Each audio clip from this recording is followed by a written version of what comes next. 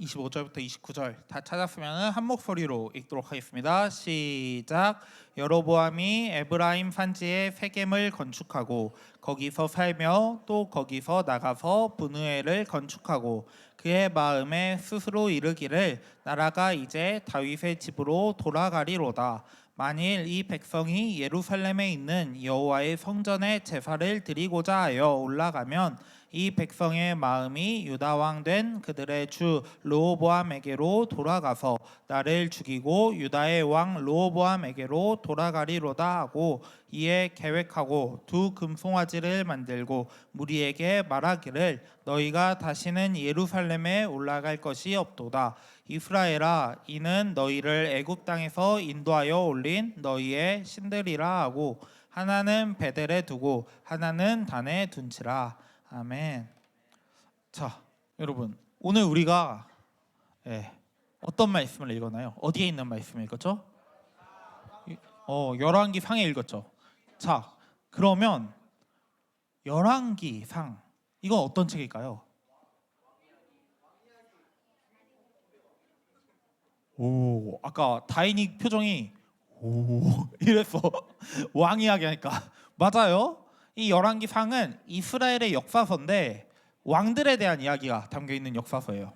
왕들에 대한 이야기가 담긴 역사서인데 이게 사실 한자어예요. 열왕기상이라는 게 보통 열왕기상하고 열왕기하 이걸 합쳐서 열왕기서라고 하거든요. 이게 한자로 이렇게 되어 있어요.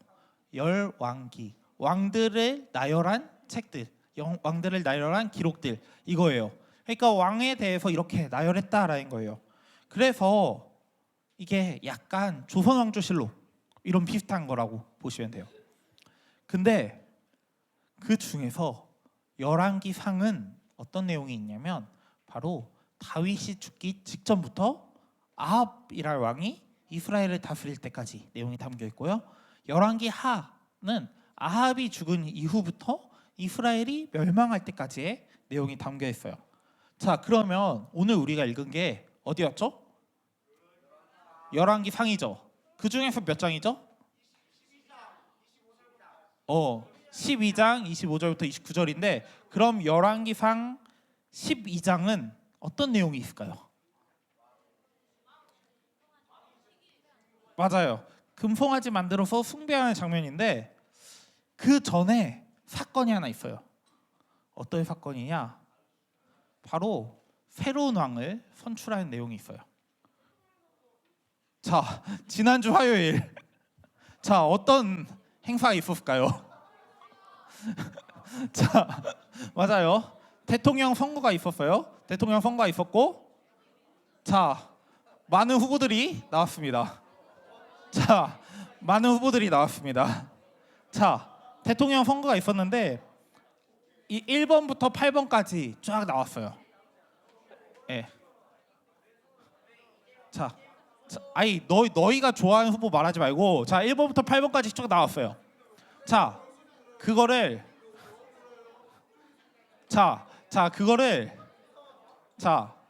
선거가 있었는데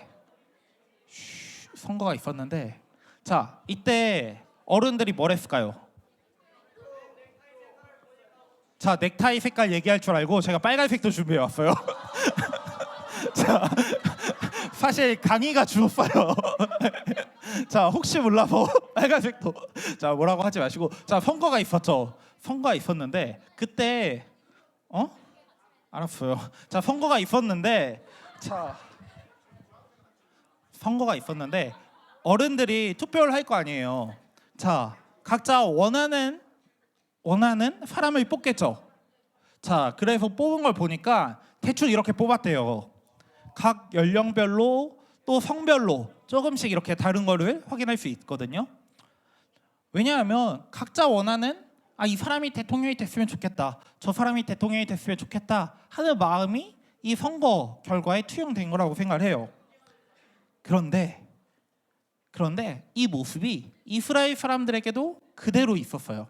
어떻게 있었냐? 이스라엘 사람들도 나는 이런 사람이 왕이 되었으면 좋겠어 라고 생각을 해요. 왜냐하면 이스라엘은 사실 왕정 국가였지만 나름의 선거 절차가 있었기 때문이에요. 이스라엘은 왕정 국가였지만 나름의 약간 민주주의 정치 체제를 갖고 있었어요. 자, 우리 ING 보면 셀들이 있죠. 셀들이 있는데 전도사님이 새로 왔어요. 이스라엘 선거 방식이에요. 전도사님이 새로 왔어요. 근데 전도사님이 다른 사람한테 너가 앞으로 ING 해 라고 이렇게 맡긴 거예요. 그러면 여러분들이 선거를 해요. 그때부터 어떻게 선거를 하냐, 각 셀의 대표들이 나와서 나는 이 사람이 우리 ING에 안 왔으면 좋겠어, 왔으면 좋겠어, 이런 선거를 해요. 이스라엘의 선거 방식이 이랬거든요. 이전의 왕이 죽고 새로운 왕이 세워지면은 그 이전의 왕의 아들이 왕으로 이제 오면은 각 여러 지파들에서 대표를 불러 모아요. 그 다음에 그 대표들이 회의를 하는 거죠. 이 사람이 앞으로 우리 이스라엘을 잘 다스릴 사람이냐 아니냐, 이거를 상의를 해서 왕으로 세우는 것이 이스라엘의 어떤 투표 방식이었어요. 그래서 솔로몬이 죽자 선거가 열리게 됩니다. 자, 어떤 선거가 열리냐면 솔로몬의 아들인 르호보암이 왕으로 적절한지 아닌지 선거가 열리게 돼요. 이 내용이 이 말씀에 있습니다. 12장 1절인데요. 르호보암이 세겜으로 갔으니 이는 온 이스라엘이 그를 왕으로 삼고자 하여 세겜에 이르렀음이더라. 세겜이라는 지역에서 이스라엘 사람들이 다 모여서 이제 솔로몬의 아들 르호보암이 왕으로 적절한지 적절하지 않은지 투표를 하자라는 거예요. 그리고 이때 선거가 열리면 자, 투표권 가진 사람들이 왕에게 어떤 걸 요구할까요? 돈? 돈은 불법이고. 자, 뭔가 네가 우리한테 왕이 됐을 때 우리한테 좋은 뭔가가 있어야지. 공약이 필요하죠. 공약. 자, 이스라엘 사람들이 르호보암에게 공약을 요구합니다. 어떤 걸 요구하냐면 바로 이걸 요구해요. 왕의 아버지가 우리의 멍에를 무겁게 하였으나 왕은 이제 왕의 아버지가 우리에게 시킨 고약과 매우 무거운 멍에를 가볍게 하소서. 그리하시면 우리가 왕을 섬기겠나이다. 자, 어떤 공약을 내걸라라고 하냐면 너희 아빠 솔로몬이 사실 세금도 많이 매겨. 우리 강제로 일도 시켰어.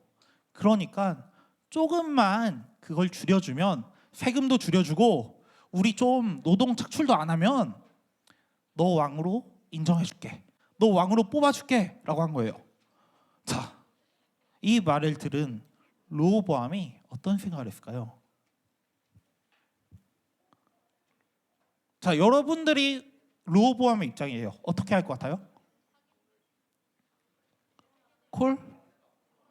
그냥 좀 세금 줄여주고 오케이 해줄게 라고 할 것 같은데 르호보암이 약간 그런 생각을 해요. 나름 왕인데? 나 왕인데 왜 이러지? 하면서 상의를 해요. 그랬더니 나이 많으신 분들은 야, 그냥 들어주고 일단 왕해 라고 하는데 르호보암하고 비슷한 또래의 친구들은 야, 네가 왕이야, 왜 걔네 말을 들어? 라고 하는 거예요. 그래서 르호보암도 거기에 혹 넘어갑니다. 그래서 어떻게 하냐면 야, 너희 세금 절대 안 깎아줘. 너? 아니 아빠가 그렇게 했는데 나도 그럴 수 있는 거 아니야? 하면서 강하게 나갑니다. 그러자 이스라엘 사람들이 이렇게 행동을 해요. 온 이스라엘이 여로보암이 돌아왔다함을 듣고 사람을 보내 그를 공회로 청하여 온 이스라엘을 왕으로 삼으니. 이 말은 무슨 말이냐면 르호보암이 왕이 됐어야 되는데 여로보암이라는 사람이 자신들에게 왔다라는 것을 소식이 들으니까 야, 르호보암 말고 솔로몬의 아들 말고 여로보암이라는 전혀 다른 사람을 왕으로 세우자라고 한 거예요. 다른 사람을 투표로 뽑은 거죠. 그러면서 어떻게 되냐면요, 국가가 둘로 나뉘게 됩니다. 한쪽은 솔로몬을 지지했고 르호보암을 지지한 남유다가 생기고요. 다른 한쪽은 여로보암을 왕으로 선출한 북이스라엘이 생기게 돼요. 이렇게 두 국가로 쪼개진 거예요. 우리로 치면 아까 선거 대충 출구조사 결과 있는데 그걸로 국가가 아예 나뉜 거예요. 자, 그러자 아마 이렇게 국가가 둘로 나뉘니까 여러분들이 여로보암 입장이면 어떨 것 같아요? 이 위에 위쪽에 있는 나라 입장이면 아마 저였다면 그런 생각할 것 같거든요. 나는 왕족도 아니었고 나는 아빠가 솔로몬도 아니고 그냥 일개 평민이었다가 갑자기 왕으로 뽑혔는데 어떻게 다스려야 되지? 이스라엘을 잘 다스릴 수 있을까? 라는 고민과 부담감을 가지게 되었어요. 그리고 최소한 저 남쪽에 있는 남유다보다는 르호보암보다는 정치를 잘해야겠다라는 생각을 했을 것 같아요. 그런데 정작 여로보암이 왕이 되고 조금 시간이 지나니까 다른 게 보이기 시작해요. 어떤 게 보이기 시작하냐면요. 바로 이스라엘 사람들의 삶의 형태가 보이기 시작하는 거예요. 이스라엘 사람이 어떻게 살아가는지가 보이기 시작하는 거예요. 어떤 삶의 형태를 봤냐면 바로 이걸 봤어요. 하나님을 예배하러 예루살렘에 가는 모습을 본 거예요. 하나님을 예배하러 예루살렘에 가는데 예루살렘에 누가 있을까요? 르호보암이 있던 곳이었어요. 르호보암이 다스리고 있는 예루살렘에 사람들이 찾아간다는 걸 알게 된 거예요. 그러니까 한 가지 걱정을 합니다. 얘네가 지금은 날 뽑았는데 계속 예루살렘으로 가. 그러다가 르호보암이 뭔가 수작질을 해서 혹은 르호보암의 모습을 보고 반해서 괜히 나를 쫓아내지 않을까, 나를 잘라버리지 않을까, 나도 이렇게 쫓겨나지 않을까라는 걱정을 하게 된 거예요. 왜냐하면 사람들이 계속 예루살렘을 방문하고 있었거든요. 왜냐하면 하나님을 예배하기 위해서. 그리고 그때 여로보암은 한 가지 결심을 합니다. 차라리 예루살렘에 못 가게 하자. 그리고 그걸 위해서 이렇게 하나님을 예배하는 혹은 금송아지를 예배하는 신당을 짓자. 예루살렘을 대체할 수 있는. 그래서 베델하고 단에 금송아지 상을 세우고 야 이게 하나님이야. 이제부터 여기에 예배를 하자라고 이야기를 해요. 어쩌면 오늘 우리가 읽는 말씀이 이 여로보암의 모습을 통해서 어쩌면 우리의 삶을 보여주는 것 같기도 해요. 오늘 우리가 말씀을 보면은 여로보암은 처음에는 왕이 되었을 때는 약간의 부담감이 가집니다. 약간의 부담감을 가지고 하나님을 잘 따르고 이스라엘 잘 다스리려고 해요. 근데 왕이 되자 마음이 바뀌어요. 왕이 되자 이제는 나의 권력을 어떻게 유지하면 좋을지를 고민하게 돼요. 그리고 그거에 따른 행동을 해요. 마치 우리가 매년 여러분들이 목표가 있을 거 아니에요. 목표가 있을 거예요. 이런 목표가 있대요. 다이어트하고 자격증 취득하고 이거 약간 성인인데 취미생활하고 올해는 좀 책 좀 읽고 공부도 잘하고 뭐 하겠다 이런 목표가 있잖아요. 근데 이 목표 여러분 하고 있나요? 이루고 있어요? 혜린이는 이루고 있고 재윤이 이루고 있고 뭔데 너는 제인아 공부? 네, 목표가 있을 거 아니에요. 저도 목표가 있거든요. 매년 다이어트 하는 게 목표예요. 매년 다이어트가 목표야. 진짜 올해는 진짜 살 뺀다 이게 목표거든요. 왜냐하면 날이 갈수록 옷이 안 맞아. 정장을 새로 사야 돼. 너무 돈이 아까운 거야. 그러니까 매년 살을 빼자는 게 목표예요. 근데 제가 처음엔 이랬다면 제가 고등학생 때까지 진짜 말랐거든요. 이랬다면 매년 이렇게 되고 있는 거예요. 매년 살이 찌고 배가 나오고 턱이 사라지고 매년 그러고 있는 거예요. 자, 오죽했으면 제 아내가 있잖아요. 아내가 잡아먹힌 것 같대요. 어느 순간 자기가 원래 알고 있던 사람은 말랐는데 왜 갑자기 돼지 한 마리가 있냐고 저한테 그러는 거예요. 어느 순간 사라진 것 같다고, 마치 어떤 괴물이 잡아먹은 것 같다라고 말할 정도로 매년 살이 찌는 거예요. 근데 웃긴 건 뭐냐면 저는 매년 다짐한다는 거예요. 올해는 꼭 살 빼자.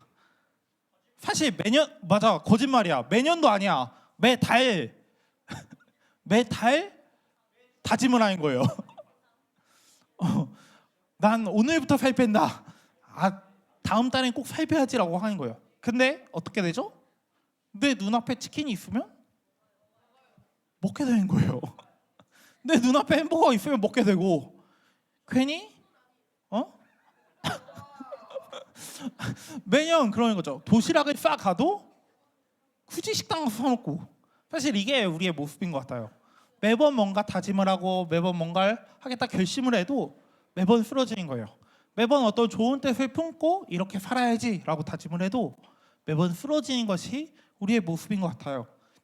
마치 여로보암이 나는 이스라엘을 잘 다스릴 거야, 하나님의 뜻대로 잘 다스릴 거야 라고 했어도 결국에는 자신의 뜻대로 이스라엘 다스리고 자신의 욕망을 유지하기 위해서 살아갔던 것처럼 우리의 삶도 비슷하다라는 거예요. 그래서 사실은 우리는 나 자신이나 나의 어떤 모습보다 나의 현재보다 어쩌면 우리는 하나님을 믿어야 돼요. 왜냐하면 하나님은 변함없이 신실하신 분이기 때문이에요. 우리는 우리의 모습을 보면은 매번 바뀌고 매번 실패하고 매번 쓰러진 모습을 발견할 수 있어요. 근데 하나님은 우리를 사랑하기에 언제나 우리에게 사랑을 베풀어 주시고 우리의 삶을 언제나 이끌어 가시는 분이에요. 언제나 우리를 붙들어 주시는 분이에요. 그래서 시편에서는 이렇게 하나님을 고백해요. 함께 이 말씀 한 목소리로 읽어보겠습니다. 시작. 내 영혼을 소생시키시고 자기 이름을 위하여 의 길로 인도하시는 도다. 아멘. 여기에서 영혼이라는 단어는 히브리어로 네페시라고 하는데요. 이거는 사실 마음이라는 의미도 가지고 있어요. 하나님께서 우리의 마음을 계속 소생시키신대요. 무슨 말이냐면 우리가 낙담하고 쓰러지고 좌절했을 때 하나님께서는 우리를 일으키신다는 거예요. 하나님께서는 변함없이 우리를 일으키신다는 거예요. 그리고 우리를 끊임없이 자신의 올바른 길로, 끊임없이 의로운 길로 우리를 인도하신다라고 말을 하고 있어요. 그렇기 때문에 우리는 지금 우리의 모습이 연약해서 쓰러질지라도, 우리가 매번 우리의 계획이 넘어질지라도 하나님을 믿을 수가 있는 거예요. 왜냐하면 우리가 쓰러질지라도 그 하나님께서 우리를 일으켜 세우실 것이기 때문이에요. 이제 벌써 6월이에요. 여러분들은 올해 어떤 계획을 세웠나요? 다이어트? 너희도? 자, 예서야 어떤 계획을 세웠니? 계획이 없다고? 회장으로서 어떤 공약을 했어? 열심히 하겠다. 열심히 했어요? 열심히 했어요? 자, 믿어줄게요. 자, 아마 모두 다르겠지만 올 한 해 우리 교회에서 했던 하나의 계획이 있어요. 뭐냐, 이거 성경 통독 지금 하고 있는 친구. 자, 있긴 있지만 거짓말 안 하겠다의 공약은 없었니? 알았어, 믿어줄게. 자, 성경 통독 하는 친구들도 있겠지만 어느 순간 잊어버리고 안 하는 친구들도 있을 거예요. 올해 우리는 성경 통독을 하자라고 했는데 그냥 속으로는 그냥 선생님만 하세요, 전도사님만 하세요라고 생각했던 친구들도 있을 거예요. 근데 물론 하기 싫을 수도 있어요. 근데 우리 이제 6월이 됐으니 한 번 더 다시금 우리가 하나님 앞으로 나아가면 좋을 것 같아요. 우리가 쓰러지더라도 하나님께서는 우리를 붙들어 주신 분이기 때문에 우리가 다시금 하나님 앞으로 나아갔으면 좋겠어요. 그리고 그 하나님 앞으로 나아가기 위해서 우리가 다시금 말씀을 읽었으면 좋겠어요. 비록 우리가 성경 다 못 읽을 수 있어요. 근데 일부라도 읽을 때 그때 하나님께서 우리에게 말씀하시고 그때 우리가 다시금 하나님께서 우리를 일으켜 세우신다는 것을 느낄 수 있을 거예요. 비록 우리의 모습은 너무나도 약하고 쓰러지고 때로는 되게 희망이 없어 보일지라도 하나님께서는 우리를 일으키시는 분이에요. 그리고 우리의 삶을 인도하시는 분이에요. 이 하나님을 우리 ING 친구들이 그리고 제가 언제나 믿고 고백하면서 살아가면 좋겠습니다. 언제나 하나님만을 바라보시며 살아가는 저와 여러분들이 되기를 간절히 바랍니다. 이 시간 잠깐 기도하겠습니다.